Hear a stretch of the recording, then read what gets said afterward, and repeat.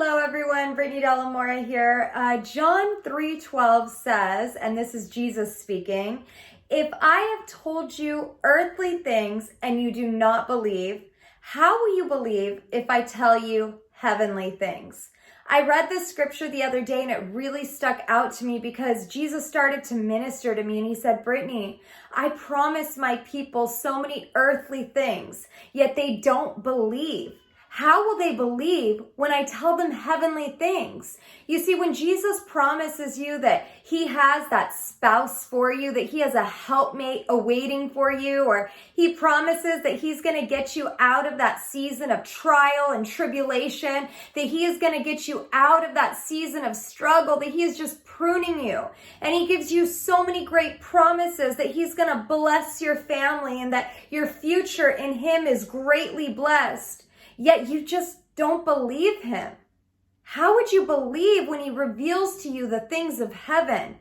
You see, when he gives you an earthly promise, do you wait patiently and faithfully and expectantly upon the Lord? Or do you wait with anxiousness and fear and doubt, like, "Oh, I just don't know, God, that you're actually going to come through for me. Lord, you say that you're going to give me a spouse, but it's been years and I'm still single." Or, "God, I've been going through this battle and you've promised me healing, but I'm not walking in it yet." Or, "Lord, you've promised me a child, but I've yet to conceive." Do you give up believing in the Lord, or do you put all of your trust, all of your hope, and all of your faith in him?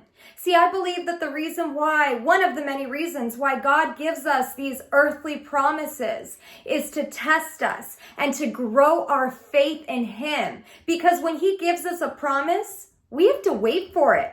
Oftentimes, we don't get it at the snap of a finger. No, we have to wait upon him. But Lamentations 3:25 promises us that good things come to those who wait upon the Lord. Friends, if you can believe in God for these earthly promises, which, by the way, are fading because we're not going to be here forever, then you'll be able to believe in him for the promises that he gives you for eternity.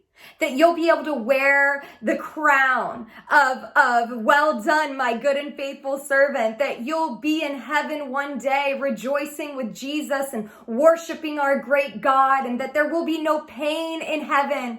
How can you believe him for all of these things if you can't believe for the earthly things? I just want to reassure you, and I want to encourage you today, because God is a good God. He is not a man that he should lie. And so whatever promise that he has given you here on earth, I want you to stand with certainty that God is going to come through for you, because he is a great God and he is not going to fail you. He will never give you a word that will return void. No matter how long you have to wait, he is going to come through for you. And friend, if you're waiting on a promise of God today, I want you to know that you are in good company. Because if you read throughout the Bible, you see that Joseph had to wait. You see that David had to wait. You see that Jesus had to wait. I mean, so many of us here are in a waiting season. In fact, we are always going to be in a waiting season. Because what happens after you get married, then you wait to have children, and then maybe you're waiting on your family members to get saved. I mean, the reality is that we've never fully arrived until we get to heaven. And that is why it is so important that we believe and that we stand firm on every promise that God has given us, both in the scriptures and personally, privately in our prayer time. Believe in Jesus, because you can count on him and you can trust in him. I love you, and I pray that this word encourages you and that it inspired you. Have a blessed day.